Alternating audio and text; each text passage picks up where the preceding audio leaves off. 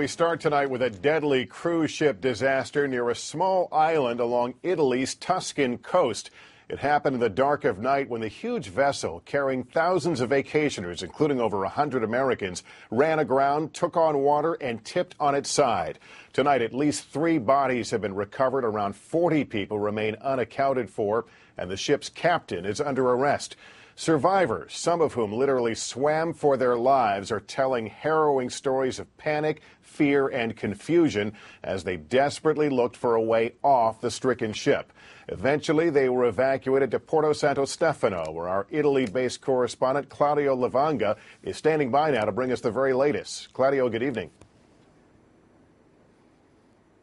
Good evening, Lester. Well, from here in Porto Santo Stefano, the passengers are now being taken to the city of Rome, from which they will go back to their home countries much earlier, of course, than they expected. The U.S. Embassy has also got back to us saying that none of the 126 passengers, American passengers that were on board of that ship were injured. But for all of these passengers, this was the longest day.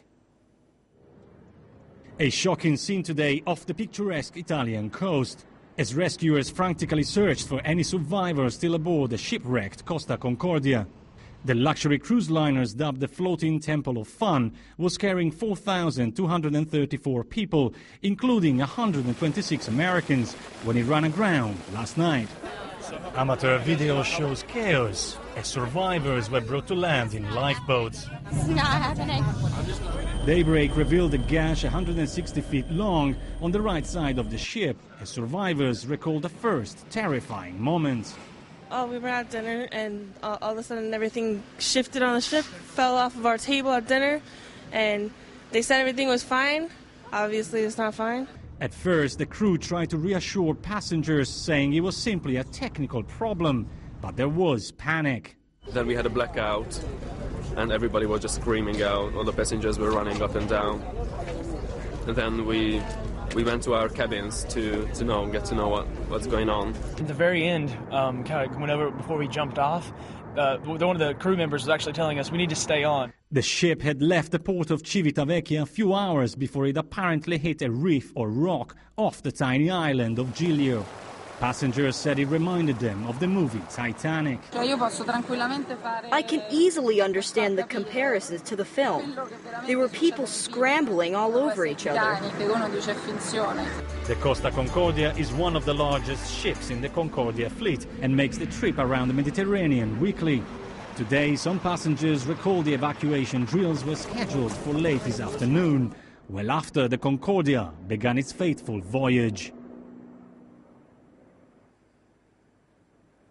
Well, in the last few hours, the captain of the ship was arrested on allegations of manslaughter and of abandoning the ship before his passengers. Well, the Carnival Corporation, the company, the parent company, also issued a statement saying that it is deeply saddened by this tragedy and it is working to fully understand what happened. Lester? Claudio, thank you. And just a short time ago, we spoke with a college student from Bowling Green, Kentucky, who was on vacation with friends aboard the ship when it ran aground. Here's how Lauren Moore described to us what happened. It started during dinner. We were all seated. Suddenly there was a loud noise, and the boat started tilting, and you could hear glasses and plates hit the ground and shatter.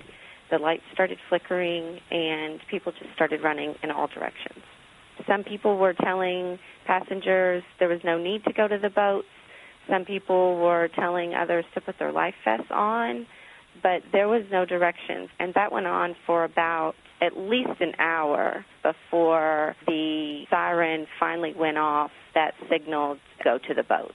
It was completely tilted at that point. We ran really toward a lifeboat, and that's really where the chaos set in. Everyone was trying to fight their way onto a boat, and the crew members were having to knock people back. The crew members were definitely having a hard time controlling the situation at that point.